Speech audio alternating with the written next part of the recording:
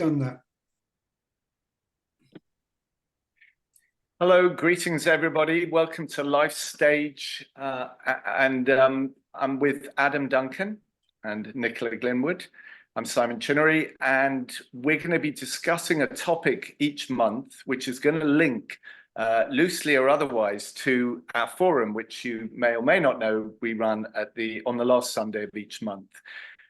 So this month's topic is on loneliness, which is a huge topic, I'm sure you'll agree.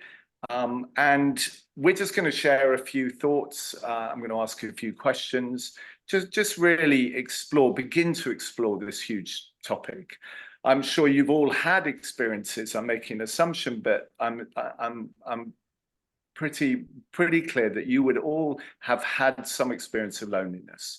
And how was that for you? So, you know, hopefully this discussion will trigger some ideas or thoughts or experiences that you can bring to our forum to share in a wider context with other people.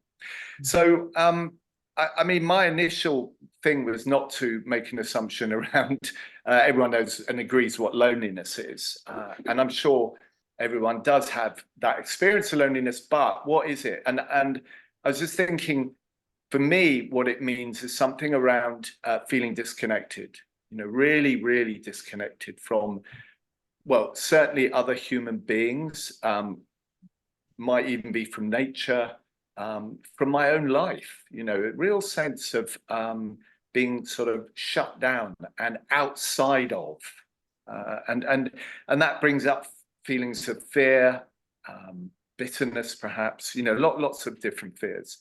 Lots of different emotions. So, you know, I think as a starting point, you know, I wanted to think about, well, do we have some kind of fundamental need to be connected? You know, to be as human beings. Is it in our DNA? Is it in our sort of tribe? But I also that led me on to thinking about, well, actually, sometimes I want to be alone.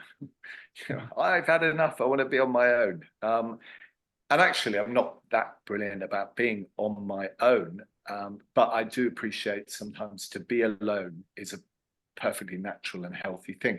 And for me, that isn't being lonely. It can lead into loneliness, but it's not lonely. So something about that, and something about this question about, well, if as we get older, do we have a propensity to get more lonely?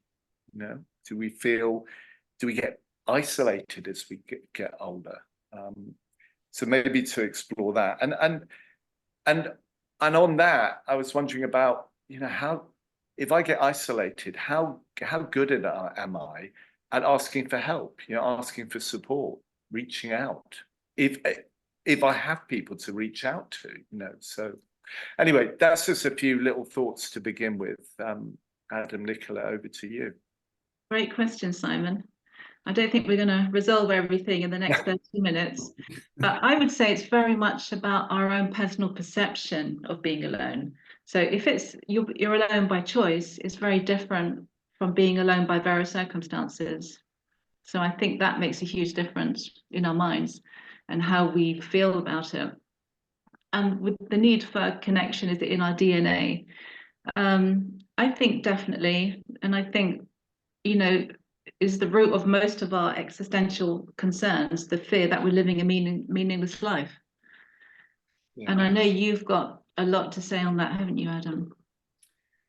Maybe it's a lot, but maybe am I leading a meaningless life? Well, yes, you've got I mean, there's so much here. My mind's just sort of shooting off in all directions. I mean, one of the things about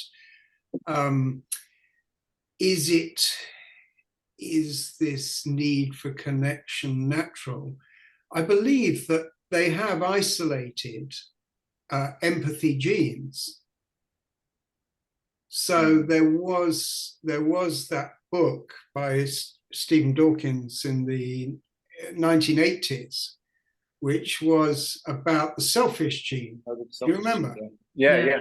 And it was kind of, everybody jumped on that book, all the all the bankers and everybody, yes, it's okay to be selfish. Yeah, It's okay to be greedy, you know. But then I believe some Italian scientists at the beginning, they isolated an empathy gene. Now, I don't know how any of that works, but I feel a deep need to connect. That's when I feel I really come alive, when I connect. yeah. Like you, Simon, I do feel I do want to be alone sometimes. Mm. But, you know, my body's got lots of aches and pains, and I go around carrying myself around. And then I meet a friend or some friends, and I'm talking with people, and all my aches and pains have gone. Yeah. I've come completely alive. Yeah. I mean, I can definitely relate to that, and that sense of literally being in good company that is energizing. And equally, I suspect everybody listening will be knowing what the opposite of that is: being in company that you just feel utterly drained and you know, you stagger home. But I mean, I guess that the sense of I mean, I was just thinking about this without getting into a huge thing about culture, but in our society, making very obvious points, I'm sure, but you know, we are encouraged to be individuals. I mean, you talk about it in your book, Adam, you know, with this sort of super individuation, you know, me. It's all about me. And so, you know, I'm armed with all this stuff about me. And really, the more I've got of me, everything else gets pushed away, except at some point, there must be a tipping of kind of, oh, what do I need? I need connection. But maybe I'm so disconnected, I don't even really know how I am. You know, I'm cut off from my feelings. Anyway, that might be a bit too esoteric, but maybe it does link into this thing about if you do recognize that you are in a lonely state, and perhaps as we get older, you know, perhaps we do become more isolated for a number of reasons. But how do we ask for help? Yeah, I had my MOT on my car yesterday, and the garage is quite a way away. And I thought, oh, shall I ring up my friend and ask him to give me a lift? And it was such a struggle. I mean, he's a good friend, you know, but it just like I've been brought up to be independent, self-contained, never ask for help. I mean, there's a bit of boarding school stuff in that as well, probably, but it was showing my vulnerability. I needed help. And of course, my friend said, yes, and I'll take you back. And of course, that was all wonderful. But I saw the struggle in me asking for help. And, you know, as I get older, if I'm just going to think that I can do all of this without connection, without help, without being open about what I need, I'm going to have a pretty miserable life, I think. Yeah, thank you. I mean, Nicola, I think we were talking about this a bit earlier, but this thing about why do people get so isolated, you know, in later life? Why is that? Yeah, I think as we get older, it's really easy when perhaps we've accumulated like burdens along the way, losses, maybe we've cared for other people, we put other needs first. I think we can often lose touch with ourselves. And like, I know when I got to a certain age, I kind of had this identity crisis. I didn't know who I was anymore. And so then you can lose a sense of direction as well. And you know, perhaps you lose touch with people, or you become, you know, a little bit isolated. Maybe, you know, I've certainly found myself pulling back from a lot of things, making myself feel isolated, because almost I was going through this identity crisis. I didn't know who I was anymore. Having to redefine myself. And within that, but I remember even as a young child feeling the sense of loneliness, like within my own family, but not really understanding it. And then as I got into my 20s, I kind of got into communities. Like first there was Buddhism, and then 30s, 40s psychology. And then it kind of at this stage in my life, then I came across Life Stage. And I found that within community, I get something almost like, you know, water in a desert. I get something that I don't get from my ordinary life, from even just being with my family. There's something bigger in a community, bigger than ourselves, bigger than our individual unit at home, that you get from communities, whatever that community is, that, you know, we don't get if we isolate ourselves. I mean, it's interesting what you said, because when I was listening to that, I was kind of also thinking it isn't a passive state. It needs nurturing. I mean, community doesn't just sit there going, "Hi, we're community." You know, it's Yes. made up of individuals who have chosen for whatever reasons to be together. And what I'm hearing you say is, you know, in that recognizing that, you know, you've gone out and found these communities and part of, an active part of. Yeah, and it's the right community, isn't it? It's Right, finding, doing a little bit maybe of soul searching, like what is it that you're interested in? What are your concerns? Finding the right community, I think, is really important. That's a great point, because I imagine, you know, again, some people listening to this might go, well, actually, I've changed through my life, and I've maybe left behind parts of my life that were no longer kind of useful, or even old friends that, I don't know, it could be for a number of reasons. And of course, there's loss as well, you know. Adam, as you talk about, you know, that as we get older, we share loss, you know, and so there's a kind of enforced separation, but there's also kind of self-selected separation, and yet I wonder if the same energy goes into finding what you described, Nicola, as you know, your new tribes. Yeah, I'm slightly shocked by the way networks and community can fall away at a certain stage in your life, almost.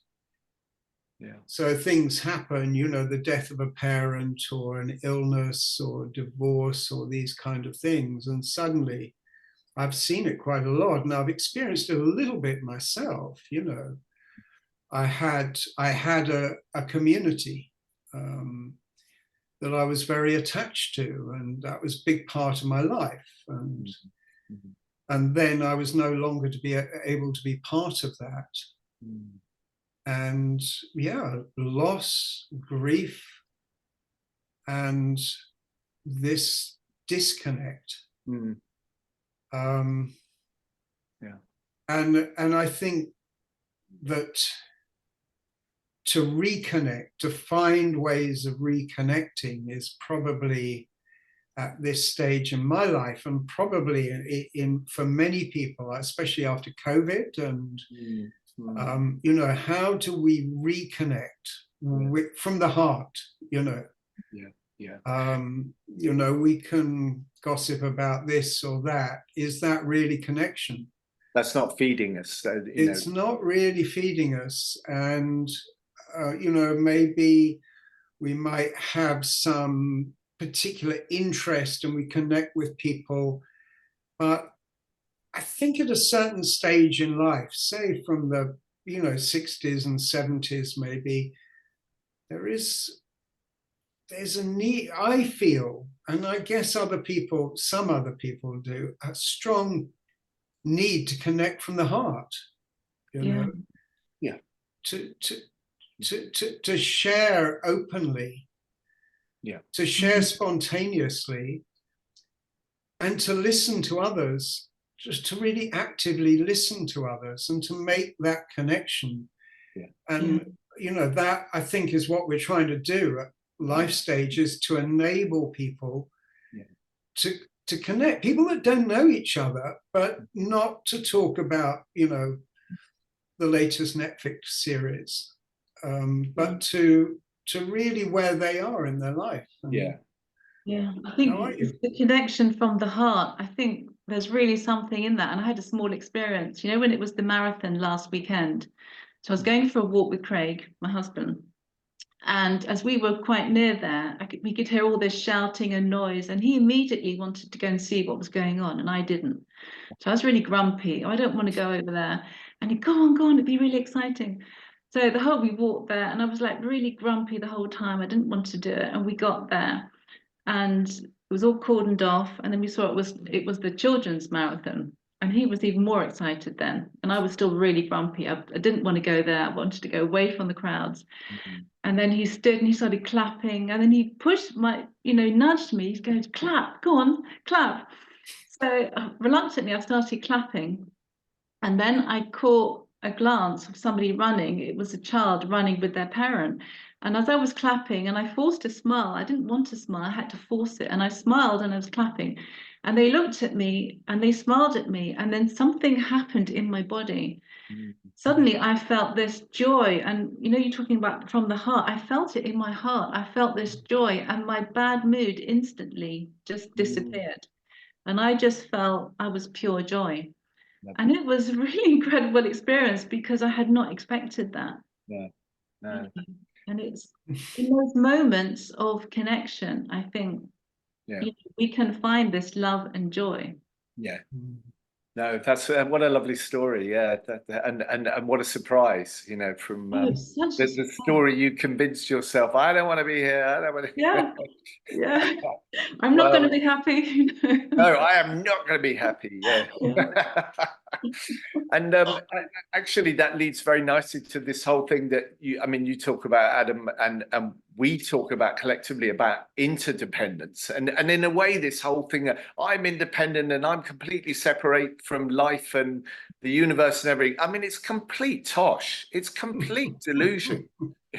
Oh, really? How you go look after yourself in old age and be completely independent? Good luck on that, But it's this thing you're talking about from the heart and that sense of interconnectedness. And I just wondered, it's how do we get that interconnected? How do I kind of reconnect?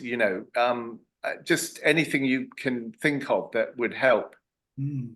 Well, I think nature's all around us. Even if you live in the center of town, there's ants, there are spiders, there are all sorts of things. Yeah. And it's life, isn't it? There's life, and I think it's possible to just stay still and observe other life, and to come to the point where you realize, actually, I'm just part of this. The difference is between me and a blade of grass. We both need water. We both need sunshine. We are kind of connected. And, if it was just all concrete or if we were on Mars, we wouldn't have that. We live in the most beautiful, incredible planet. And I think that's one way of getting back into connection, is just through nature, just through the wonder of nature. But for some people, I think that's going to be very difficult. And, people will find different ways in. But it feels, with the growth of social media, the growth of AI, the growth of, we don't know what's true, what's real. My son's spending some of his time in VR now, in a virtual reality.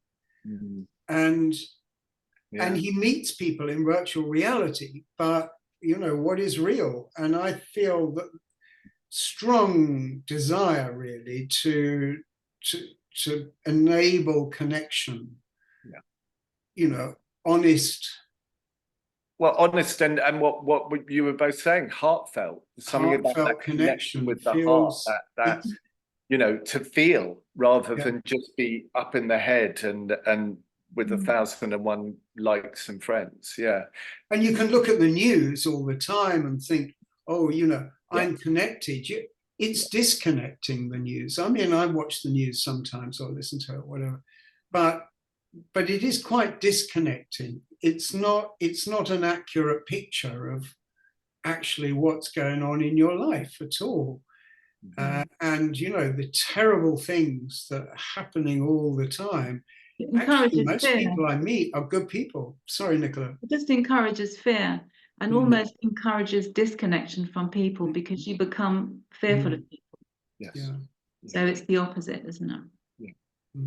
I'm finding like I look for the joy in small things.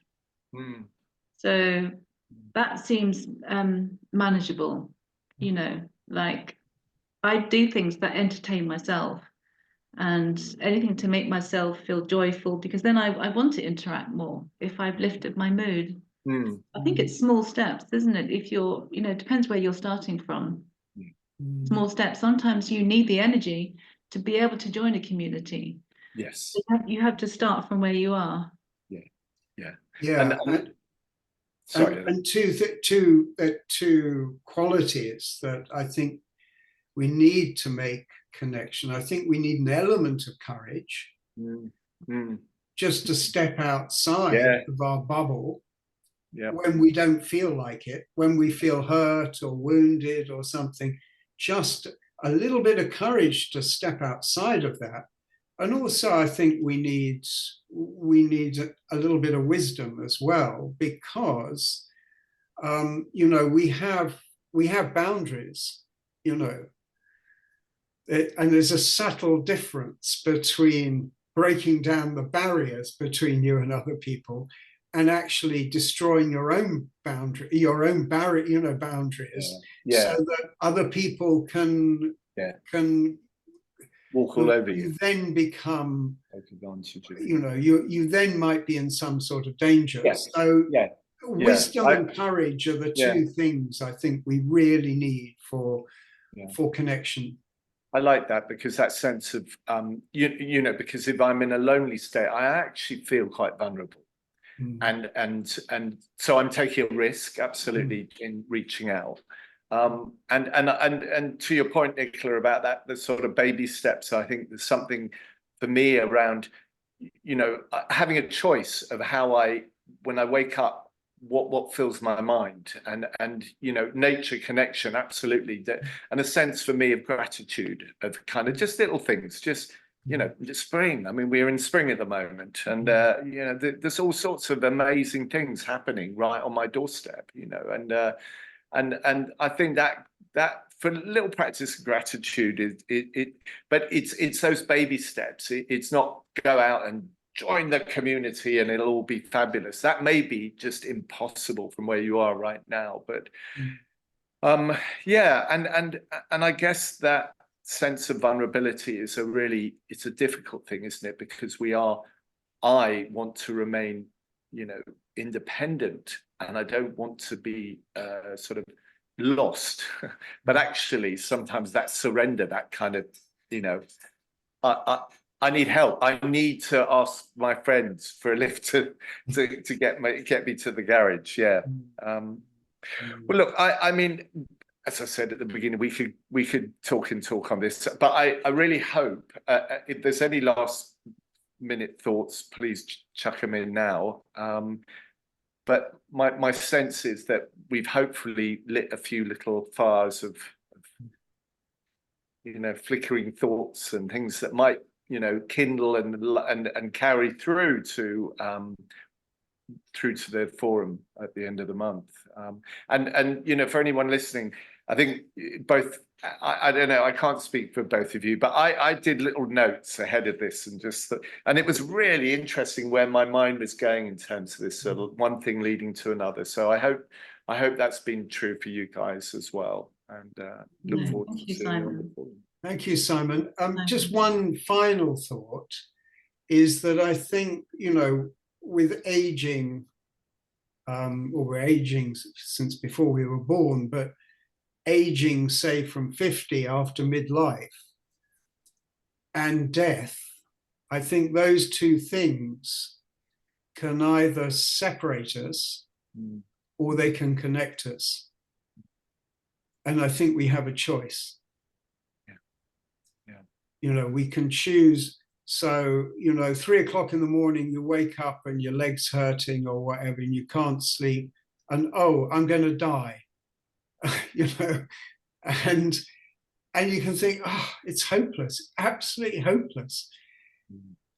Forgetting that everyone else and everything else in the planet is going to die as well. It's just you that's going to die. You know, I think there's a real possibility that we could do a huge amount of healing in our communities by taking this opportunity to connect around aging and death, rather than trying to, you know, brave it out and stiff upper lip. We'll get through this. No, don't think we will. We won't get through it. Okay, thanks for telling us we're all going to die, Adam. So thank you. Yeah, that's it's a great point to end this on. And, yeah, actually, can I just end with a very small quote by Rumi? Do not feel lonely. The entire universe is within you. That always makes me feel happy. That's beautiful. Beautiful. Say it once more, please, Nicola. Do not feel lonely. The entire universe is within you. Beautiful. There we go. Yeah. Okay. Thanks very much, Simon. Okay, see you at the forum, guys.